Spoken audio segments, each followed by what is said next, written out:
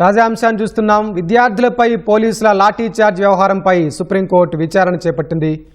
ఈ విచారణకు సంబంధించిన మరింత సమాచారం మా ప్రతినిధి అరుణ్ అడిగి తెలుసుకుందాం. అరుణ్, చెప్పండి, విద్యార్థులపై బాష్వాయు ప్రయోగం, పెల్లెట్ గన్స్ వాడకంపై సుప్రీంకోర్టు చేపట్టిన విచారణలో కీలక అంశాలేంటి?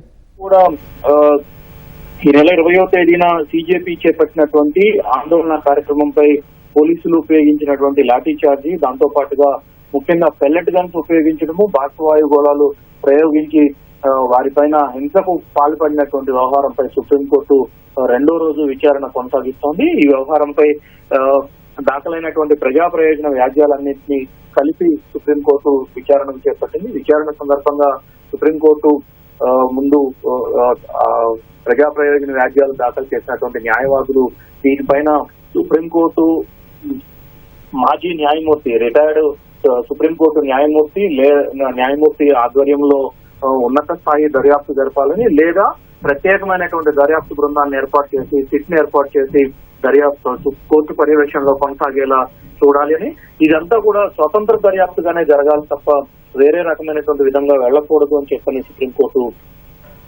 సుప్రీంకోర్టు ముందు న్యాయవాదులు తమ వాదనలు కొనసాగిస్తున్నారు. ప్రస్తుతం విచారణ ఇంకా కొనసాగుతూనే ఉంది.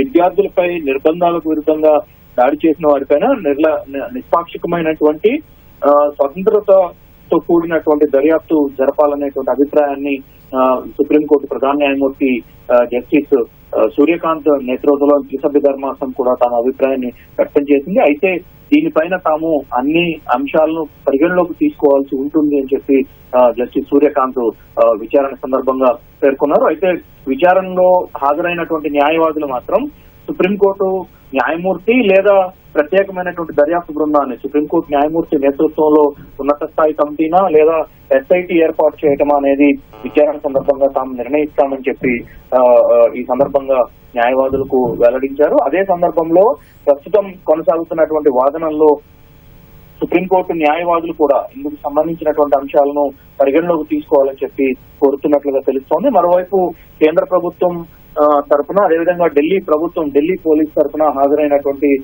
Solicitor general Tushar Mehta supreme court ఏ నిర్ణయం తీసుకున్నా ఉన్నత స్థాయి సుప్రీంకోర్టు మాజీ న్యాయమూర్తి, రిటైర్డ్ న్యాయమూర్తి నేతృత్వంలో ఉన్నత స్థాయి దర్యాప్తు బృందమా లేదా ప్రత్యేక దర్యాప్తు బృందం ఎస్ఐటి ఏర్పాటు చేయటమా అనే విషయంలో సుప్రీంకోర్టు ఏ నిర్ణయం తీసుకున్నా దానికి తాము కట్టుబడి ఉంటామని, దర్యాప్తుకు పూర్తి స్థాయిలో సహకరిస్తామని చెప్పి తుషార్ మెహతా కోర్టుకు వెలువరించారు. ప్రస్తుతం కేసు ఇంకా వాదనలు కొనసాగుతోంది. వాదనలు పూర్తయిన తర్వాత సుప్రీంకోర్టు తన నిర్ణయాన్ని ప్రకటించడానికి అవకాశం ఉంది.